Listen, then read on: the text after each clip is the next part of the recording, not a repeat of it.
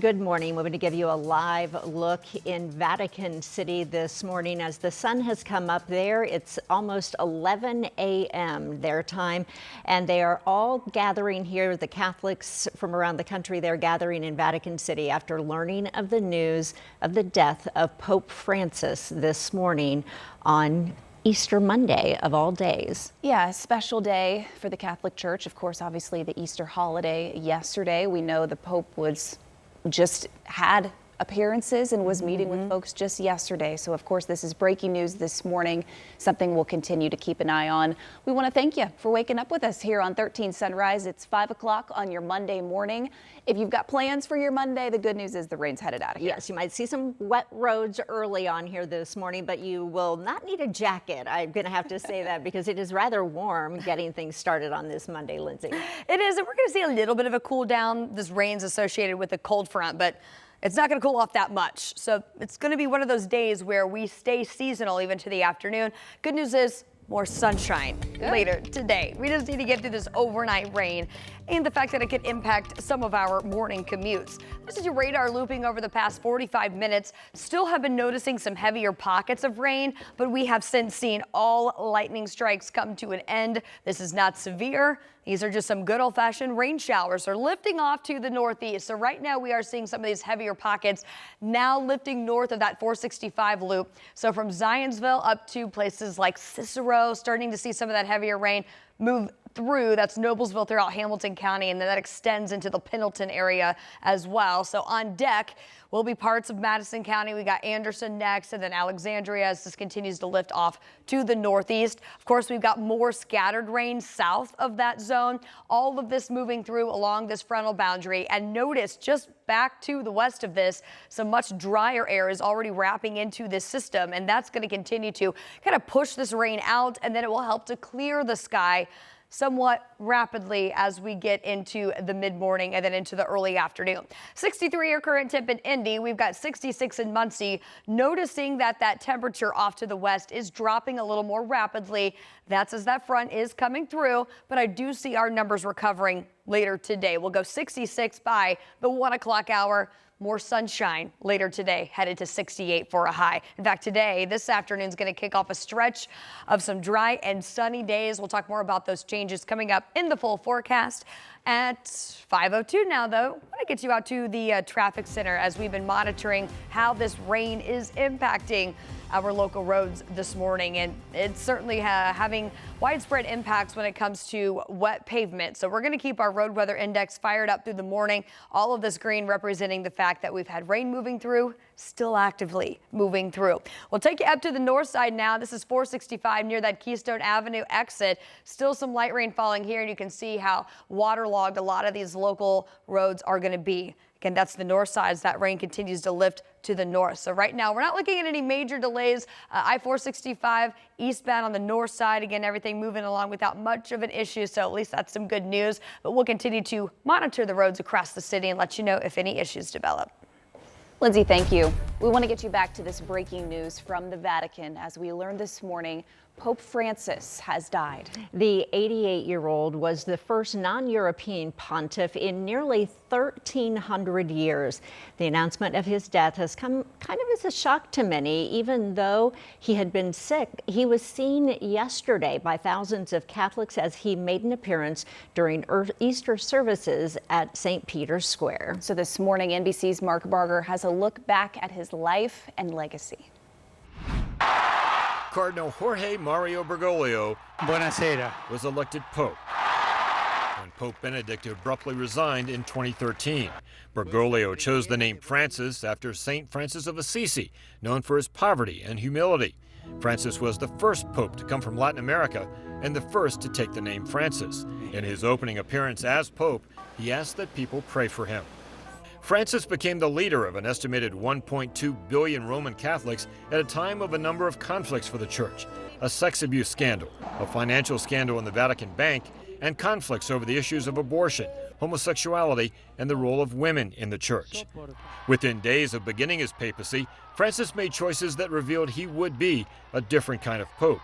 He shunned the regal garments and trappings of previous popes. He paid his own hotel bill in person, and he chose to live in a modest apartment instead of the lavish papal residence. It was clear from the start that Francis loved interacting. He kissed children, wore hats from the crowd, and posed for pictures. Don't get tired of bringing the mercy of the Father to the poor, the sick, the abandoned. Within the first year of his papacy, he apologized to victims of sexual abuse by priests and set up a committee that included lay people to investigate sex crimes by priests. The wave of sexual abuse scandals within the church proved to be the greatest crisis of Francis' tenure. In 2015, he was criticized for supporting a Chilean bishop who was accused of covering up sex crimes against minors. Francis later admitted mishandling the situation and asked for forgiveness. Another abuse bombshell rocked the Catholic Church in 2018. A scathing grand jury report detailed decades of sexual abuses by priests in Pennsylvania. Holy Father knows this is very serious. Holy Father knows this can shake the faith of the people in the pews.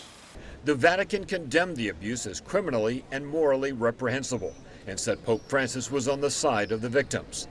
Through it all, Francis maintained his reputation as a reformer. He set up a hand-picked committee of 8 cardinals to discuss reforming the Vatican bureaucracy.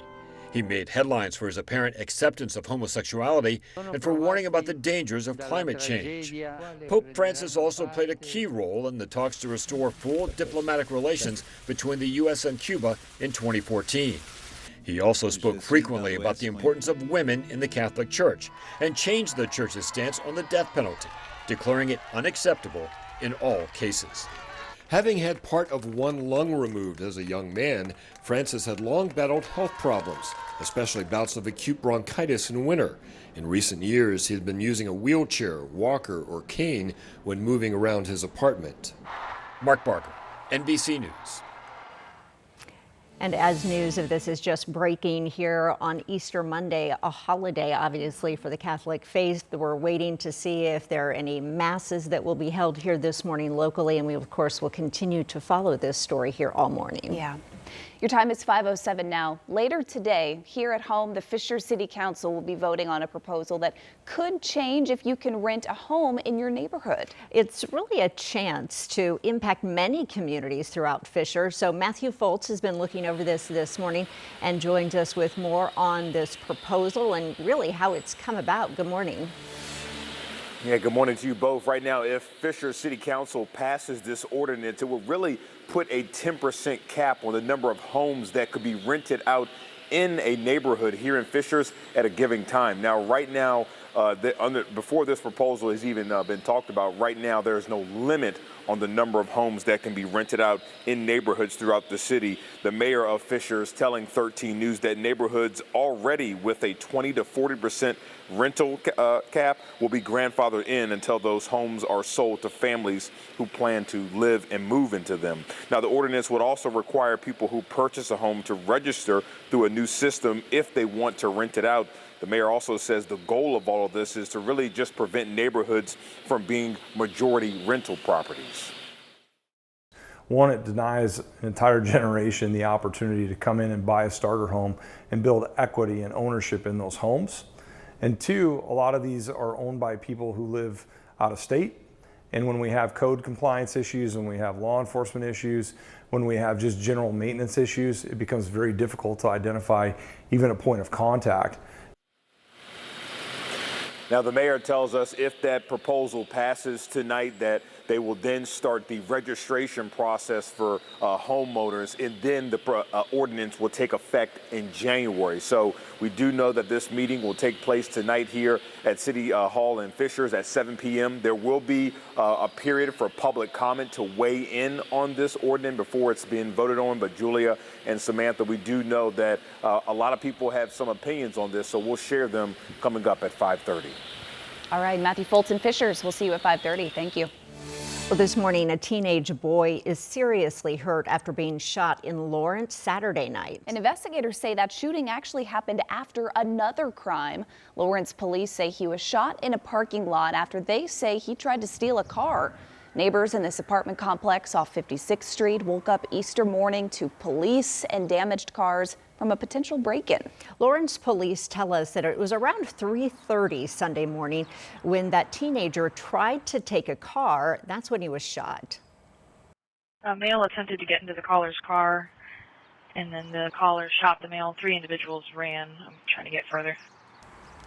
That teen was rushed to the hospital. We do know he had life-threatening injuries. Officers tell us the suspect did stay at the scene or the person who shot him rather, which is likely a victim, stayed at the scene and is cooperating with the investigation. We did check police reports which show 2 cars were damaged there. Our crews actually saw crime lab investigators there several hours later, still looking at cars with busted windows. And a 19-year-old is accused of driving while intoxicated after a hit-and-run crash in downtown Indy. According to a police report, that crash happened around 1 a.m. Saturday morning at East 13th Street and North College Avenue. The police report indicates that 2 male victims were injured. Now, it doesn't share the extent of those injuries, but we know the driver is now facing a preliminary charge of leaving the scene of an accident causing catastrophic injury.